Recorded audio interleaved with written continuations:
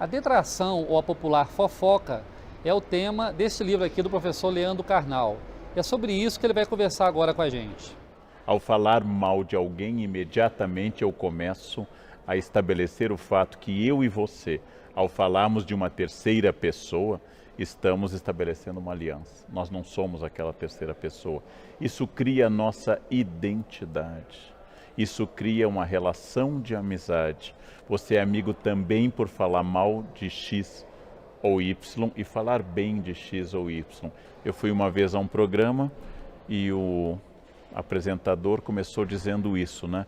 Que horror, né, professor, essas pessoas que falam mal dos outros. Eu disse exatamente, você ao falar dessas pessoas está fazendo detração, ou seja, você está se considerando melhor ou superior do que aqueles que falam mal dos outros. Professor Carnal, você acha que a internet, de certa forma, turbinou isso aí?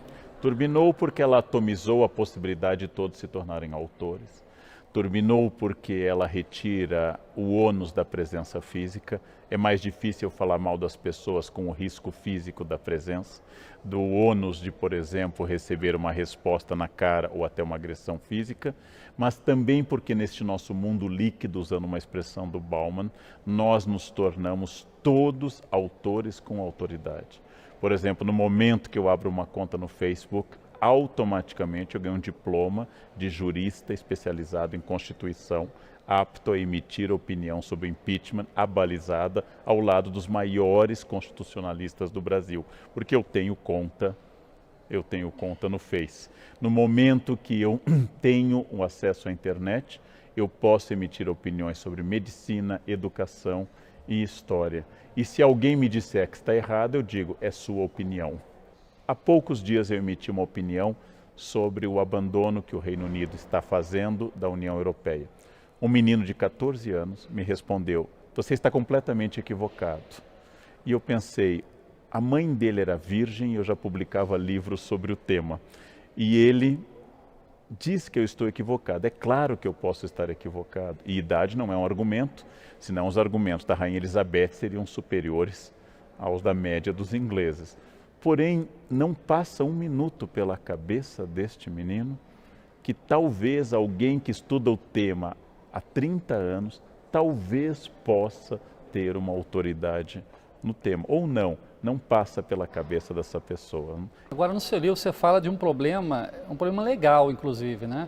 Que a detração, a injúria, a calúnia são coisas previstas no Código Penal, Exatamente. né? É muito difícil você separar o limite da liberdade de expressão do limite da injúria, da calúnia e da difamação. Em nome da liberdade de expressão, a gente acha que pode dizer tudo sobre todos. Ora, as palavras ferem, as palavras podem reduzir as pessoas, as palavras podem atacar, as palavras podem representar, inclusive, diminuição de questões profissionais das pessoas.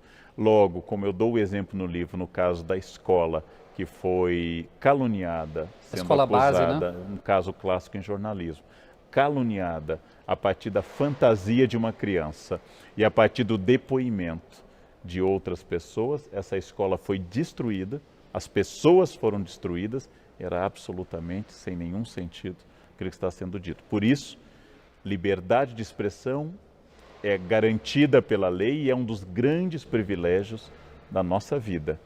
Porém, saber que as palavras ferem e destroem é fundamental na responsabilidade da imprensa e de todo cidadão que fala em público ou que publica ou que comenta. Este cuidado nós temos que ter. Professor Carnal, falando um pouco da área da história, que é a sua área, né? Falar mal do opressor é uma forma de detração ou seria apenas uma arma do fraco contra o poderoso? As duas coisas, porque, como eu dou o exemplo no livro, a estátua do Pasquino, que fica do lado da Piazza Navona, onde o Brasil tem embaixada, bem perto da embaixada brasileira, ela tem uma boca redonda no qual os romanos há séculos colocavam ataques, ora aos papas, agora podia ser ao Berlusconi, a situação da Itália e assim por diante. O humor, a ironia popular, a charge, o veneno, é uma espécie de arma contra quem a gente não tem mais nenhum poder. Professor, o debate político de hoje é um poço de maledicências, né? O senhor acompanha isso muito bem. Sempre foi assim ou a gente está vivendo um momento excepcionalmente ruim? Sempre foi assim. No século XIX, quando Dom João VI chegou, o príncipe ainda regente, não, Dom João VI, e colocou nas portas da Casas PR, Príncipe Real, os cariocas leram como põe-se na rua. A detração política tem uma função. O problema se ela é apenas o ataque. E o problema maior é dar mais atenção à vida pessoal do candidato do que às suas propostas. O candidato ser ou não ser casado, o candidato ser ou não ser um homem fiel, o candidato ser ou não ser hétero é absolutamente irrelevante em relação às propostas dele para a economia, para a diplomacia, para os blocos econômicos e Agora, assim esse é um por modelo diante. bem norte-americano que a gente segue. Na Europa isso não acontece, né, A professor? Europa, menos interesse na vida pessoal. Nos Estados Unidos, a cultura da democracia midiática tornou a vida pessoal mais importante.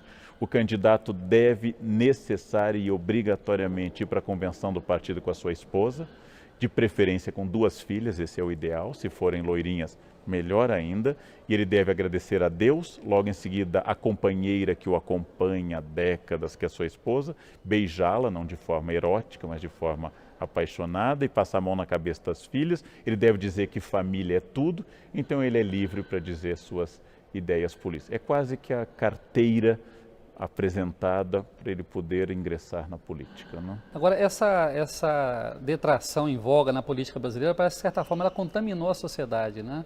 Essa história do Fla-Flu, como é que você analisa a forma como as pessoas se tratam hoje? Pessoas que têm diferença política e se tratam sempre de forma detratando um ao outro, caluniando um ao outro. Nós sempre fomos detratores, essa é uma característica. Ulisses Guimarães chamou a junta militar de 1969 de os 3 patetas. Não era uma análise política, não era uma referência ao Moe, ao Larry, ao Joe, como uma tentativa de estabelecer uma proximidade com essas personagens. Porém, a detração é uma questão e é uma questão importante. A outra é o debate de Fla-Flu, nós e os outros, a adjetivação estúpida que tomou conta, porque ela não faz avançar o debate político. Na medida em que cada lado apenas adjetiva, cada lado apenas diz você é o mal e eu sou o bem, nós não temos um acordo político. Nós temos no Brasil desconfiança de 2 instrumentos. Não é que nós não possamos ter essa desconfiança, mas nós temos. Uma é o mercado como instância reguladora das coisas, e a outra é a política como instância onde eu possa resolver os problemas. Nós gostamos mais da força, da intervenção, do Estado e da fofoca. Acreditar na política como uma instância de harmonização é mais difícil entre nós. Dá mais trabalho, né? Dá muito mais trabalho, né? Professor, muitas vezes a fofoca ela é irracional, né? O senhor até comenta isso no seu livro. Ela não se dobra nem mesmo diante da realidade. Sim. Você mostra a realidade, a pessoa continua dizendo que a verdade é a fofoca dela. Como explicar isso? Porque ela responde a forças que a gente chamaria de atávicas, primitivas, tradicionais.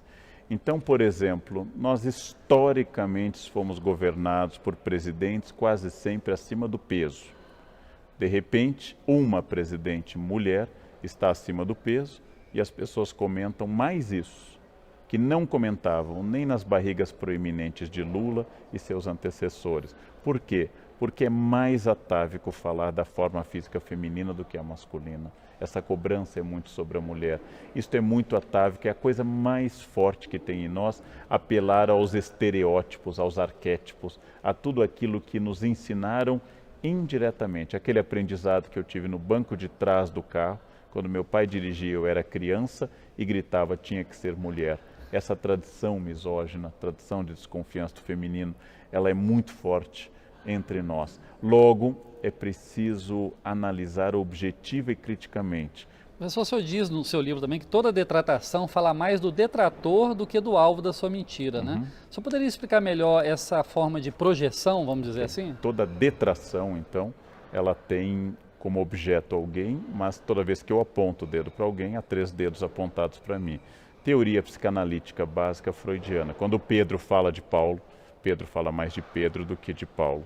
Se eu lhe acuso de alguma coisa, obviamente essa coisa encontrou um eco em mim, difícil de ser resolvida. Por exemplo, homofobia, como querem os psicanalistas, é sempre o choque entre 2 homossexuais, o que aceita sua sexualidade e o que não aceita, e por isso ataca. Ou seja, Ao falar mal de alguém, eu estou expondo as minhas dores. Ao falar mal de alguém, eu estou dizendo, nossa, fulano é muito burro, fulano não tem estudo, fulano se tornou presidente, mas é muito burro. Bom, se ele é burro e se tornou presidente, você é genial e é gerente apenas dessa lojinha, alguma coisa está errada em relação ao cargo. Ou seja, é uma maneira de catarse é um conceito aristotélico, no qual eu transfiro essa energia para este campo. Ou seja, falar mal é uma forma de falar do que me dói, do que me incomoda. Por isso, nós deveríamos ter um pouco de cuidado, porque é quase um raio-x da nossa alma. Quase toda detração ela embute alguma forma de preconceito, né? O senhor concorda com isso? Sim. E como combater o preconceito, já que ele é a fonte da detração em geral? Tente eliminar do campo do humor e da piada o português, a loira, o homossexual. Tente eliminar da piada o pobre, tente eliminar da piada o nordestino e você verá que o nosso humor acaba de falecer. Porque o humor é um dos grandes campos do preconceito. Isso não entre nós. Na Grécia, Aristófanes, ao falar de Sócrates, Aristófanes, ao falar da democracia, nas suas comédias, cometia os mesmos tipos de preconceito. Então, o preconceito é um dos elementos que estabelece uma tentativa de aliança entre mim e o outro. Ele nasce da ignorância e o preconceito nasce também do medo. Se eu tivesse que achar um pai e uma mãe para o preconceito, um é a falta de conhecimento e o outro é a angústia do medo. Essas duas coisas que existem em todas as pessoas, porque todos nós temos medo, elas fazem surgir exatamente isso. No alvo do meu preconceito está o meu desejo. Está o meu desejo a todo instante, aquilo que eu projeto no outro. O preconceito é muito forte, livrar-se dele é quase impossível. Para que ele seja superado, nós precisamos de duas coisas. Uma é a educação, que é o consenso, e a outra é a coerção, que é a lei. Eu acredito em campanhas e debates sobre, por exemplo, a presença do negro na sociedade brasileira fundamental e também acredito que nós precisamos continuar, que o racismo seja crime inafiançável. A junção dessas duas coisas faz com que as pessoas comecem a abandonar a barbárie do racismo. É preciso haver educação sobre o trato com as mulheres, que transforme as pessoas, e é preciso haver Lei Maria da Penha. Essas duas coisas podem resolver a médio e longo prazo. Imediatamente, não, porque nós somos formados por uma sociedade preconceituosa.